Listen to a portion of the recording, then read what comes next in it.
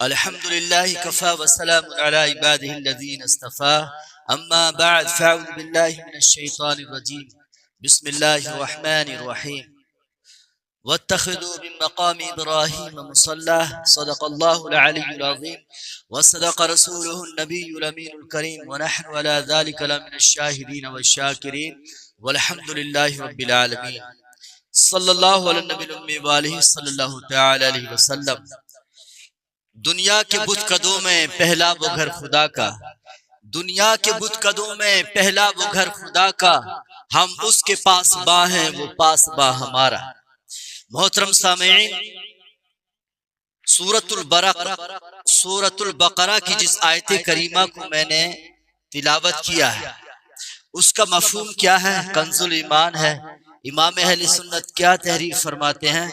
وَاتَّخِذُوا مِن مَقَامِ إِبْرَاهِيمَ مُصَلَّى، یعنی اس آیت کے جملے کا، اس تحریر کا جو آپ نے ترجمہ کیا ہے، آپ لکھتے ہیں اور ابراہیم کے کھڑے ہونے کی جگہ کو نماز کا مقام بناؤ۔ یعنی حضرت ابراہیم علیہ السلام جس مقام پر کھڑے ہو کر اللہ کی رضا اور اس کی خوشنودی حاصل کرنے کے لیے جو کام انجام دے رہے تھے، یعنی خانہ کعبہ کی تعمیر کا کام کر رہے تھے، تو اللہ تبارک و تعالی نے حکم فرمایا کہ جس جگہ اللہ کی رضا کے کام کیے جاتے ہیں، اللہ کی رضا کے لیے کام کیا جاتا ہے، وہ مقام، وہ لمحے اللہ کی بارگاہ میں اتنے پسند آئے، اللہ تبارک و تعالی نے یہ فیصلہ فرما دیا، حکم فرما دیا کہ جس جگہ کھڑے ہو کر میرے نیک بندے کام کو انجام دیں، وہ جگہ برکت والی ہو جاتی ہے۔ ٹھیک ہے، وہاں پر اللہ کی رحمت ہوتی ہے۔ جہاں اللہ کے ذاکرین بندے، اللہ سے محبت کرنے والے لوگ جس جگہ پہ رہتے ہیں اس جگہ پہ اللہ کی رحمت ہوتی ہے، یہ بات بالکل صحیح ہے۔ لیکن اس آیت کریمہ سے یہ بات بھی سمجھ میں آ رہی ہے، جس جگہ پر اللہ کا کوئی نیک بندہ، اللہ کا خاص بندہ اگر رہ کر، کھڑے ہو کر یا بیٹھ کر اللہ کی عبادت کرتا ہے یا آرام کرتا ہے، اس جگہ پر کھڑا ہونا یا اس جگہ پہ وہی کام انجام دینا، ویسا کرنے کی شریعت میں اجازت ہے۔ جیسے کسی مقام پر بیٹھ کر کسی اللہ کے نبی نے کھانا تناول کیا اور آپ سنت سمجھ کر اس سنت کو ادا کرنے کے لیے اگر وہ کام وہاں بیٹھ کر کریں تو یہ باعث برکت اور باعث ثواب ہے، کیونکہ آپ سنت سمجھ کے کر رہے ہیں۔ ایسا نہیں کہ یار اس جگہ پر جہاں پر نبی کے قدم رکھے گئے ہیں یا نبی جہاں پر بیٹھے ہیں وہاں پہ آرام نہیں کر سکتے، وہاں پہ آپ اس طرح کام نہیں کر سکتے، ایسا کوئی بھی کتاب کے اندر نہیں ہے۔ تو میرے بھائی اب پہلے آپ ان کو مولانا صاحب کو سنیے یہ کیا کہہ رہے ہیں۔ پھر آئیے حضرت ابراہیم علیہ السلام کا زمانہ دیکھیں۔ جناب ابراہیم کو حکم ہوا کہ اپنے بیٹے اسماعیل کے ساتھ خانہ کعبہ کی تعمیر کرے۔ حضرت ابراہیم نے کعبے کی تعمیر شروع کی۔ جب کعبے کی دیواریں بلند ہو گئی، ہاتھ وہاں تک نہیں پہنچ رہا تھا، اپنے بیٹے اسماعیل سے کہا بیٹا اسماعیل ایک پتھر لے آؤ تاکہ اس پہ کھڑے ہو کے میں کعبے کی دیواروں کو بلند کروں، کہ میں چاہتا ہوں کہ اللہ کا گھر دوسرے گھروں سے بلند ہو، امتیاز ہو جائے۔ اسماعیل علیہ السلام ایک پتھر کو لائے اور حضرت ابراہیم علیہ السلام اس پتھر پہ سوار ہو گئے اور پھر آپ نے کعبے کی بقیہ تعمیر فرمائی۔ اب بعض روایتوں میں یہ آیا کہ وہ پتھر میں حضرت ابراہیم کے کھڑے ہونے سے یہ تاثیر ہو گئی کہ حضرت ابراہیم علیہ السلام پتھر پہ کھڑے ہوتے اور جب آپ کا ارادہ ہوتا کہ اس طرف میں دیوار تعمیر کروں تو پتھر خود بخود اس طرف چلا جاتا۔ یعنی حضرت ابراہیم کے دل کے ارادوں کو اور ان کے مقصد کو بھی سمجھ رہا ہے پتھر، اور یہ شرب اور یہ عقل اس میں کہاں سے آ گئی؟ حضرت ابراہیم نبی کے قدم سے مس ہونے کی وجہ سے۔ اب بہت عرصے تک حضرت ابراہیم اس پتھر پہ کھڑے ہو کے تعمیر کرتے رہے، نتیجہ کیا ہوا؟ پتھر پہ حضرت ابراہیم علیہ السلام کے قدم کے نشان ثابت ہو گئے، موم کی طرح پتھر نرم ہو گیا اور حضرت ابراہیم کے کچھ پیر اس میں اندر دھس گئے تھے، آج بھی وہ نشان موجود ہے۔ اب تعمیر کعبہ ختم ہو گئی مکمل۔ اب یہاں کا نقطہ سنیں، جب آپ مکان بناتے ہیں تو بہت سارے پتھر نکلتے ہیں، نا، ڈھیر لگ جاتا ہے جس کو کیا بولتے ہیں؟ ملبہ۔ آپ کیا کرتے ہیں اس ملبے کو؟ مولانا کے بھی اگر گھر کا اجرا بن رہا ہے تو آپ وہ ملبے کو کیا لوگ لے جاتے ہیں کہ یہ بہت تبرک ہے، لے جاؤ، پھینک دیتے ہیں نا۔ حضرت ابراہیم نے بھی وہی کیا۔ اب سارے جو فضول کعبے کی تعمیر میں جو پتھر لگنے تھے لگ گئے، اب جو نہیں لگ پائے چلو ہٹاؤ، صاف کرو کچرا، تو اللہ نے فرمایا کہ اے ابراہیم سارے پتھر پھینکے جائیں گے مگر وہ پتھر نہیں پھینکا جائے گا جس پہ آپ کے قدم نازمین لگ گئے ہیں. آپ کے قدم نازمین سے اس کو شرف جو حاصل ہوا, آپ کے تبرک ہو گیا, قیامت تک اس کو رکھا جائے گا. اور اس کی عظمت کیا ہوگی اس پتھر کی؟ اللہ فرماتا ہے پارہ نمبر 1 سورہ بقرہ آیت 125, وَاتَّخِذُوا مِن مَقَامِ إِبْرَاهِيمَ مُصَلًّى, اس پتھر کو رکھو اور کہا ایمان والو مقام ابراہیم کو اپنی نماز کی جگہ بنا لو. یہ اس کی تعظیم ہے کہ اب نماز. اور دیکھا ہوگا بھائی صاحب آپ گئے ہیں ماشاءاللہ, اس جگہ نماز پڑھنے کے لیے دھکا دھکی ہوتی ہے. ہر کسی کی خواہش ہوتی ہے کہ میں وہاں 2 رکعت کم سے کم نماز ادا کر لوں. تو ہر پتھر کے سامنے تو لوگ نماز نہیں پڑھ رہے, اس پتھر ہی کے سامنے کیوں؟ اور جتنے وہابی بھی پڑھ رہے ہیں تو پھر میں کہہ دوں پتھر پچوا بھائی قبر پہ جھک گیا بیچارہ کوئی, ہم پھر کہہ رہے حرام ہے. میں کہا شرک تو نہ بولو یار, ہم حرام کے قائل ہے شرک کے قائل. پھر میں درس کر دوں غلط فہمی نہ ہو. جس کا حکم جہاں تک ہے وہیں تک رکھو, حد سے آگے مت بڑھو. قوم کو مشرک بول کے اپنی دال روٹیاں مت چلاؤ. دال روٹی نہیں بریانی اور بوٹی چلا رہے ہیں یہ لوگ. نجے کے ٹکڑے کھانے کے لیے قوم کو مشرک مت بناؤ. جو حد ہے وہاں تک رہو, حد سے آگے مت بڑھو. اللہ کو حد سے بڑھنے والے پسند نہیں ہیں. تو اس پتھر کو اللہ نے کیا فرمایا؟ یہ نہیں کہا چومنے کی جگہ بناؤ, چومنے سے بڑھ کر کہا مصلی عبادت کی جگہ بناؤ.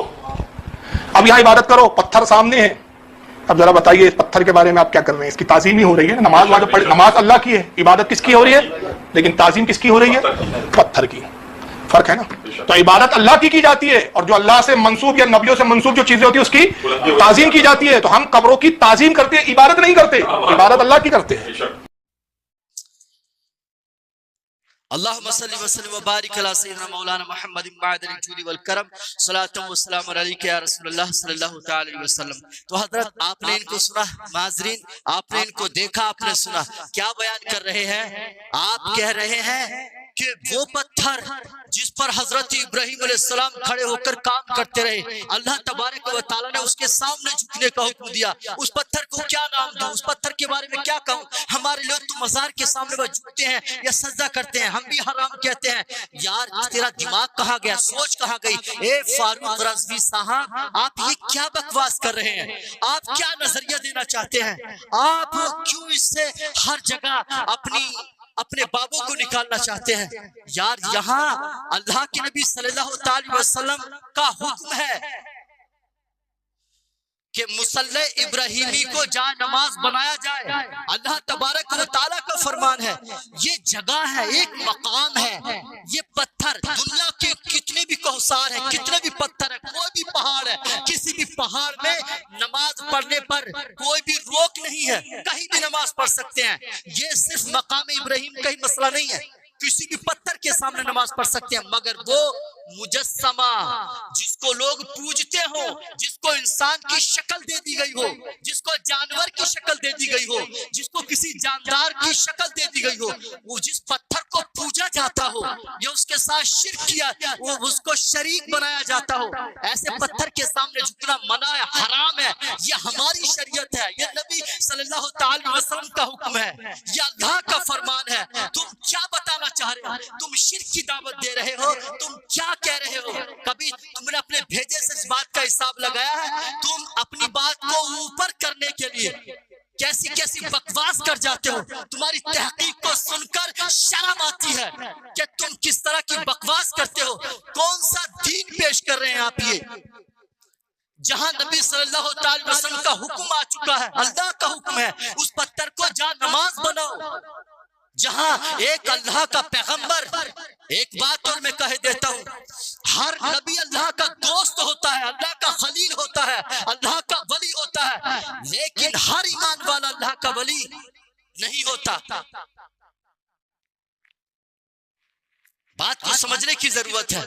ہر نبی اللہ کا ولی ہوتا ہے. اللہ تبارک و تعالی اور اللہ کی کتاب جب کسی ولی کی بات کرتی ہے, جب کسی صدیق کی بات کرتی ہے, جب اللہ تبارک و تعالی کسی شہید کی بات کرتا ہے, تو مستند بندوں, اپنے مقرب بندوں کی بات کرتا ہے. جیسا کہ حضرت ابراہیم کے تعلق سے رب نے فرمایا, وَاذْكُرْ فِي الْكِتَابِ إِبْرَاهِيمَ إِنَّهُ كَانَ صِدِّيقًا نَبِيًّا.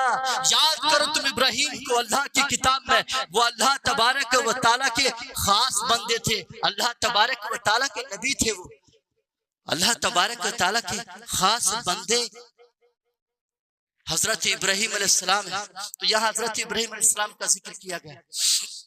حضرت اسماعیل علیہ السلام کی ادا اور حضرت ابراہیم علیہ السلام کی ادا، یعنی اللہ کی رضا کے لیے اللہ کے گھر کو بنانا، یہ ایک محبت کی مثال بن گئے، ایک محبت سے بھری مثال ہے۔